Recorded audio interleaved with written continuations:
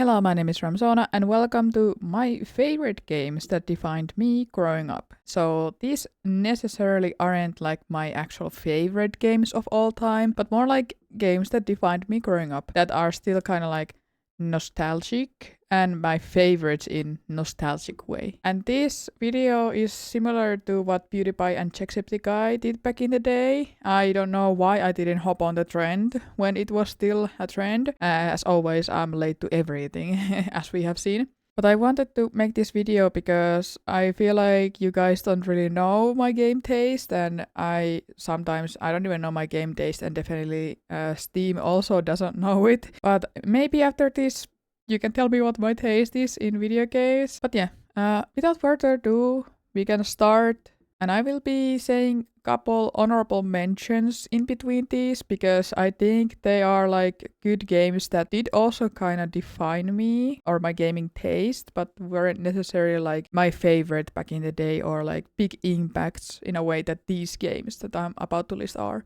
So, honorable mention number 1, Crash Bandicoot. It was released back in 96, I think, and I'm born 1999. And I remember my ex-stepfather, him having the PlayStation 1 console and me playing with my mom's friend's kid with it. And I did like Crash Bandicoot, but it wasn't like my favorite because this might come as a shock, but I don't like platformers.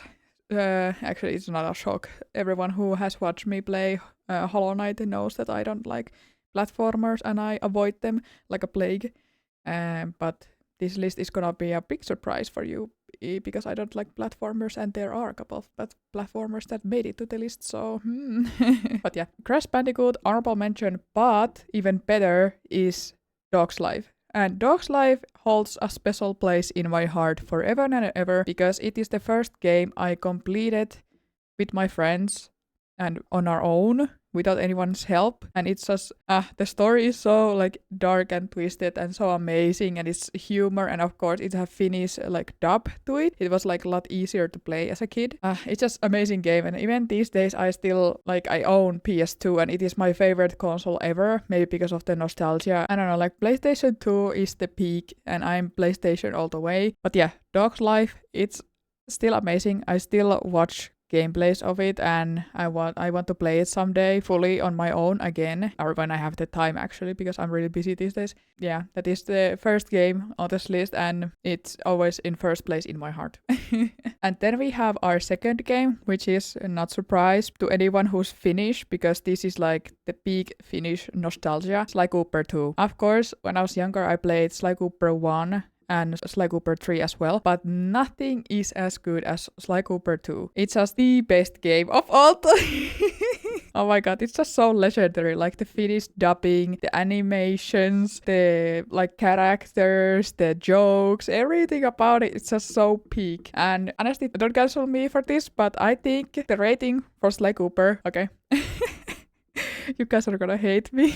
So of course, first place, Sly Cooper 2. Second place, Sly Cooper 4. I know. Don't cancel me. Third place, Sly Cooper 3. And then Sly Cooper 1. It's just Sly Cooper 1 was okay. And of course, it was start of everything and this legendary series. But it was always so repetitive. And I played it actually a couple of years ago. And it was kind of boring. I mean, it did have some humorous parts like the dog. I don't remember his name in English. But yeah, Sly Cooper 2 is like the peak of PlayStation 2 era, and that's why I love it so much. It's one of the games that I would always constantly play again and again and again. Yeah, and I just realized that this list has mostly, or half and half actually, this has half and half like PlayStation 2 games. Also, fun fact about the PlayStation 2, that I'm older than PlayStation 2. It's fucking wild to think, but it's just 1 year, okay? It's just 1 year. PlayStation 2, they're also a Pisces, so two legendaries born in March, me and PlayStation 2. The third game that we have here is... Okay. This is actually... I have been thinking about it so much. Like, when I was younger, I used to absolutely love Garfield. And of course, one of the games is Garfield Saving Arlene, and that's one of the games that I really liked and it was really amazing, but it has the platformer aspect to it. Of course, Sly Cooper and Dog's Life also have it, but I feel like the Garfield Saving Arlene game is like above Sly Cooper Dog's Life. It's so hard. Like, I tried to play it a couple of years back, and it was still so hard to play. And my boyfriend at the time, he was also like, damn, you played this when you were younger. This is so hard, even as an adult. And I'm like, yeah, I played it. Like, I was just obsessed with Garfield. And I also honorable mention Garfield based on the movie. Garfield 2, is it? Karvinen 2. That game is also fucking amazing, legendary. I also played the shit out of that. And the funny thing is that made me realize when I was making this list, and I have been to therapy for like 3 years now, is that we are thinking with my therapist that I might have autism. And surprised, not really. And one of the reasons why we think that I have autism, or I think, is because I was so obsessed with Garfield when I was a kid. I would have the magazines, I would have the games, the plushies, the blanket covers. I would just have everything related to Garfield. And there was this one movie, I don't remember the name, but it was like Garfield movie, of course, animated. And I would completely remember all the lines from the Garfield movie, and I would just quote every line to my classmates during lunch break, and they would be so fed up with me because all I would talk about is Garfield. Like, I was so obsessed with it. And I low-key still am. Like, Garfield is literally me to this day. And then in the fourth place is actually, I think this is one of the reasons why I like love Rats as well, is the PS2 version of Ratatouille. And let me tell you, this game is again platformer, but it's not as bad as Garfield, but it is still kind of hard at times, I think, at least for a kid. But yeah, Ratatouille is amazing as a game, even to this day. And I played it completely in English. I think these are one of the reasons why I actually put them, because this is like the start why I learned English the way I did, or like really well. Of course, my speaking is still kind of garbage, to be honest, but my speaking is garbage in Finnish as well.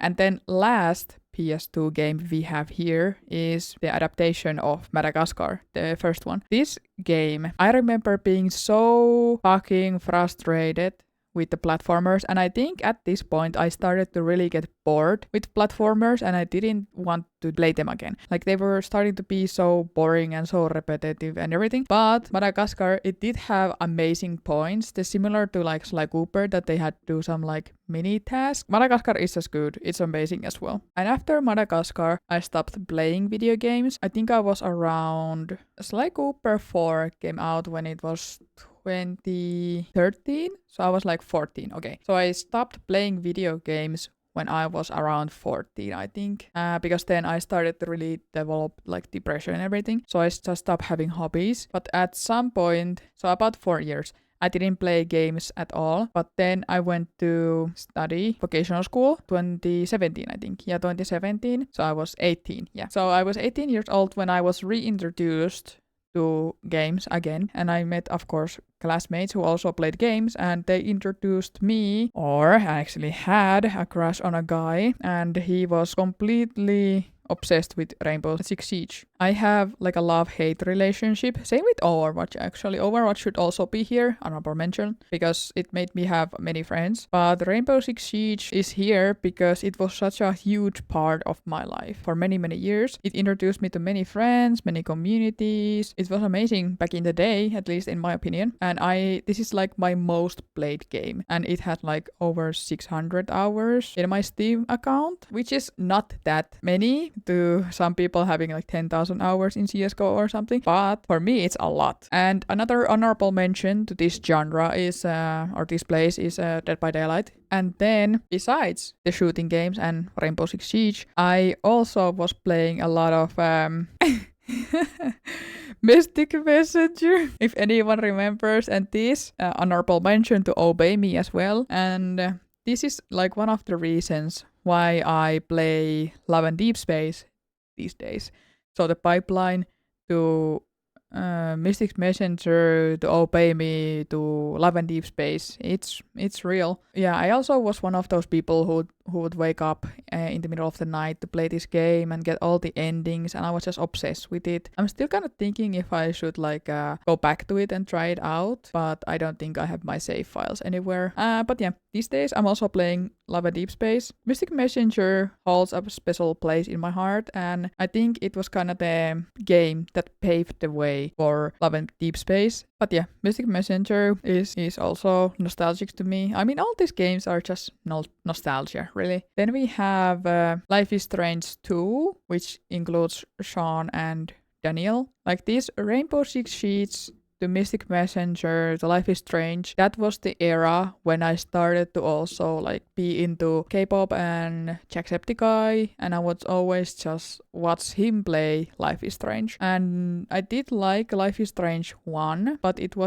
didn't leave that much of an impression to me. But Life is Strange 2 is what left a really huge impact on me, because I started to realize what kind of games I actually like, and it's story games or games that have options to them. This an honorable mention to the Walking Dead series, and yeah, because of Life is Strange, I really started to like the story games, and I was really impressed by our last game, which is Detroit Become Human, because I have never seen a game with such huge like scale of option. In Life is Strange games, the options, they kind of matter, but not really that much. But in Detroit Become Human, every single option matters. You read a magazine, you send an email, you interact with one NPC, like everything matters. And it's just, for me at least, it's the peak of storytelling games, or like option games at least. So yeah, that's pretty much it. Like, what can you tell about my choices? Because we have like the platformers, which I don't like these days. We also have the shooter games, which I also don't like these days. Then we have the otome games, and then we have the story games. What games do you have in your list? Let me know down in the comments. I didn't really have anything deeper things to say about these games. I just think they're amazing games, and I want to play them, all of them, again at some point. Maybe not Rainbow Six Siege. Thank you for watching, and I see you in the next one.